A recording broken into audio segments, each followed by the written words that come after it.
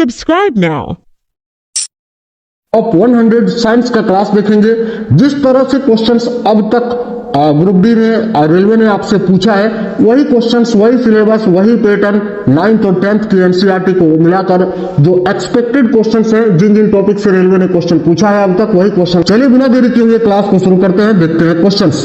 तो पहला क्वेश्चन आपके स्क्रीन पर है। क्वेश्चन है एक्वारेजिया निम्न में से आएंगे, ध्यान से देखिए, निम्नलिखित में से कौन सा पादपों के लिए सूक्ष्म पोषक तत्व नहीं है? बताइए, इनमें से कौन सा पादपों के लिए एक सूक्ष्म पोषक तत्व नहीं है? सबसे पहले देख लेते हैं कौन कौन से सूक्ष्म पोषक तत्व है। तो लोहा है, मैग्नीज भी है, ठीक है, देखिए क्लोरीन भी है। ये जो यहाँ पर आपको मैग्नीशियम दिख रहा है ना साथियों, मैग्नीशियम जो है ये सूक्ष्म पोषक तत्व नहीं है। आपको देखिए बता देते हैं सारा सब कुछ। मैग्नीशियम की बात करें तो मैग्नीशियम सूक्ष्म पोषक तत्व आपका नहीं है। देखिए सूक्ष्म पोषक तत्व की अगर बात करें ना, तो सूक्ष्म पोषक तत्वों में क्या क्या आता है देखिएगा, जिंक आता है, कॉपर आता है, मैग्नीज आता है, आयरन आता है, बोरोन आता है और देखिए मोल्बिडेनम आता है।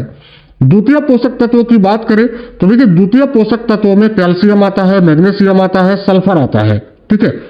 इसके अलावा साथियों जो प्राथमिक पोषक तत्व होता है पौधों के लिए, जो बिल्कुल सबसे अधिक मात्रा में चाहिए, वो होता है carbon, hydrogen, nitrogen, oxygen, phosphorus और पोटासियम। याद रखेंगे, ये बहुत ही इंपॉर्टेंट क्वेश्चन है। ध्यान से देखिए, पादपों में जाइलम किसके परिवहन के लिए उत्तरदायी होता है? बताइए, पादपों में जो जाइलम होता है वो भाई किसके परिवहन के लिए उत्तरदायी होता है? केवल आप अगर यहाँ जल करोगे तो आंसर गलत हो जाएगा। जल और घुले हुए खनिज जब ऑप्शन में हो तो इसी को टिक करना है, ध्यान रहे। Option number B correct answer हो जाएगा। पादपों में जाइलम किसके परिवहन के लिए उत्तरदायी होता है? तो जल और घुले हुए खनिज के लिए। आगे देखिए, निम्नलिखित में से कौन सा हार्मोन है जो पादपों में वृद्धि गतिविधि का निरोध करता है? तो भाई इनमें से कौन सा हार्मोन है जो पादपों में वृद्धि गतिविधि का निरोध करता है? साथियों देखिए करेक्ट आएगा एब्सिसिक एसिड। एब्सिसिक एसिड है जो पौधों की ग्रोथ को है ना कम करता है, याद रखना। ऑप्शन नंबर सी आपका करेक्ट आंसर हो जाएगा साथियों, याद रखिएगा एब्सिसिक एसिड। अगला क्वेश्चन है, ध्यान से देखिएगा। देखिए स्टार्च निम्नलिखित में से किस जीवाणु की श्रेणी से संबंधित है? बताइए, स्टार्च निम्नलिखित में से किस जीवाणु की श्रेणी से संबंधित है? तो भाई देखो, स्टार्च एक प्रकार का कार्बोहाइड्रेट ही तो है ना, तो ऑप्शन नंबर बी आपका करेक्ट आएगा, कार्बोहाइड्रेट की श्रेणी से। अगला क्वेश्चन है, निम्नलिखित में से कौन सी जीरोफाइट की विशेषता नहीं है? देखिए जीरोफाइट किसको बोलते हैं? तो जीरोफाइट कुल के पौधे जो रेगिस्तानी पौधे होते हैं उनको हम जीरोफाइट पौधे बोलते हैं। और जीरोफाइट की विशेषता क्या होती है, क्या नहीं है, ये आपको बताना है। सबसे पहले देख लेते हैं जीरोफाइट की विशेषता। छोटी पत्तियां होती है, मोमी, उपत्वचा होता है, गर्त में रंध्र होता है, लेकिन स्टोमेटा की बड़ी संख्या इसमें नहीं होती है। ऑप्शन नंबर बी आपका करेक्ट आंसर हो जाएगा, याद रखिएगा। आगे देखिए, हेलोफाइट पादप हुआ है जो निम्नलिखित में से किस श्रेणी की मृदा पर उगते हैं? बताइए, जो हेलोफाइट पादप होते हैं वो किस प्रकार की मिट्टी पर उगते हैं? तो लवण वाली मृदा पर, यानी जो लवणीय मृदा पर उगने वाले पादप होते हैं उनको हेलोफाइट कहते हैं। ऑप्शन नंबर बी इस क्वेश्चन के लिए आपका करेक्ट आंसर हो जाएगा। ये सारे क्वेश्चन एग्जाम ओरिएंटेड है आपके पेपर की दृष्टि से। अभी तक जो रेलवे ग्रुप डी का पेपर हुआ है 27 नवंबर से लेकर 30 दिसंबर तक, उसमें जिस टाइप के क्वेश्चंस पूछे गए हैं आगे भी वही आपका पैटर्न रहने वाला है। तो ये क्वेश्चंस बहुत ही इंपॉर्टेंट है, ध्यान से देखिएगा। निम्नलिखित में से कौन सा पादपों में संवहन का पूल भाग नहीं है? देखिए पादपों में संवहन का पूल भाग आपका फ्लोएम भी है, जाइलम भी है, कैम्बियम भी है, एंडोडर्मिस तो नहीं है। तो ऑप्शन नंबर डी इस क्वेश्चन का करेक्ट आंसर हो जाएगा, एंडोडर्मिस।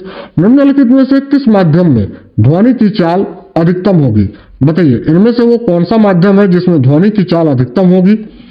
तो साथियों देखिए, समुद्री जल में जो है ध्वनि की चाल 1531 मीटर प्रति सेकंड होती है, याद रखना। तो ऑप्शन नंबर ए इस क्वेश्चन का आपका करेक्ट आंसर हो जाएगा, ठीक है।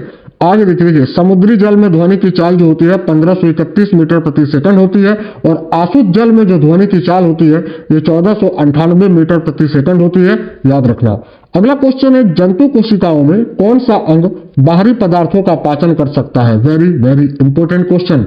बताइए, जंतु कोशिका यानी एनिमल सेल्स में कौन सा अंग है जो बाहरी पदार्थों का पाचन कर सकता है? करेक्ट होगा लवणकाय। ऑप्शन नंबर डी इस क्वेश्चन का करेक्ट आंसर हो जाएगा। बहुत ही अच्छा क्वेश्चन है ये भी। प्रकाश संश्लेषण, जिसमें पादपों द्वारा प्रकाश ऊर्जा को रासायनिक ऊर्जा में परिवर्तित किया जाता है, इसमें पर्णहरित नामक पत्तियों के हरित वर्णक का उपयोग शामिल होता है। पत्ती में क्लोरोफिल को धारण करने वाली एकमात्र संरचना कौन सी होती है? सिंपल सा क्वेश्चन है, करेक्ट आंसर होगा क्लोरोप्लास्ट। ऑप्शन नंबर सी यहाँ आपका करेक्ट है साथियों, क्लोरोप्लास्ट। देखिए निम्नलिखित में से किस कोलाइड में परिक्षेपण माध्यम एक द्रव है? बताइए, वेरी वेरी इंपॉर्टेंट क्वेश्चन। निम्नलिखित में से किस कोलाइड में परिक्षेपण माध्यम जो है वो एक द्रव है? तो यहाँ आपको फोम दिख रहा है ना, बिल्कुल फोम जो होता है इसमें परिक्षेपण माध्यम जो होता है एक द्रव होता है, याद रखना। ऑप्शन नंबर बी यहाँ आपका करेक्ट आंसर हो जाएगा। चलिए नेक्स्ट क्वेश्चन देखिए, अगला क्वेश्चन है तात्विक क्लोरीन के दो समस्थानिक कौन कौन से होते हैं? देखिए क्लोरीन का दो समस्थानिक होता है, एक आपका होता है साथियों क्लोरीन 35 और 37, यानी ऑप्शन नंबर डी इस क्वेश्चन का करेक्ट आंसर हो जाएगा। बाकी ये 17 जो आपको दिख रहा है तो क्लोरीन का परमाणु संख्या है, प्रोटॉन की संख्या है, और ये जो है 35 और 37 ये तात्विक क्लोरीन का क्या होता है? तो भाई समस्थानिक होता है, आइसोटोप होता है, याद रखना। ठीक है, चलिए आगे देखते हैं। अगला क्वेश्चन है आपका, निम्नलिखित में से किस धातु का भंडारण तेल में नहीं किया जाता? इनमें से कौन सा धातु है जो कि तेल में नहीं भंडारित होती है? सोडियम बिल्कुल केरोसिन के तेल में, पोटासियम भी, लिथियम भी तेल में ही संग्रहित होता है, लेकिन रूबिडियम तेल में संग्रहित नहीं होता है।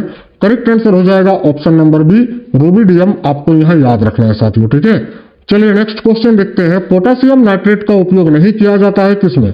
सबसे पहले देख लेते हैं पोटेशियम नाइट्रेट का उपयोग कहाँ किया जाता है। उर्वरक के रूप में बिल्कुल किया जाता है, औषधि के रूप में बिल्कुल, बारूद बनाने में भी पोटेशियम नाइट्रेट का उपयोग किया जाता है, लेकिन मांस उत्पादकों के परिरक्षक के रूप में पोटेशियम नाइट्रेट का उपयोग नहीं किया जाता है। तो ऑप्शन नंबर डी इस क्वेश्चन का करेक्ट आंसर हो जाएगा। नेक्स्ट क्वेश्चन है, नए निर्माण की कंक्रीट संरचना की सतह को गीला करके टाट की बोरियों से ढक दिया जाता है, ऐसा किस लिए किया जाता है?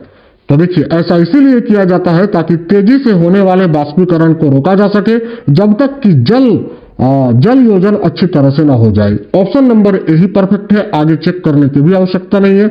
ऑप्शन नंबर ए आपका करेक्ट आंसर हो जाएगा। आगे देखिए नेक्स्ट क्वेश्चन है साथियों, नीचे निम्नलिखित गैसों के लिए निम्नलिखित कथनों में से कौन सा कथन सही नहीं है? कौन सा गलत है यही आपको बताना है। ए में लिखा है हाइड्रोजन के 3 समस्थानिक होते हैं क्या? बिल्कुल होता है भाई, ड्यूटेरियम होता है, प्रोटियम होता है, ट्राइटियम होता है, 3 होता है। बी में लिखा हुआ है, देखिएगा बी में लिखा हुआ है हीलियम बिजली के बल्ब में सामान्यतः प्रयुक्त होने वाली गैस है, बिल्कुल गलत है। हीलियम को थोड़ी ऑर्गन को बिजली के बल्ब में भरा जाता है ना, तो यही गलत है। आंसर तो आपका ही हो जाएगा। बाकी भी देख लेते हैं।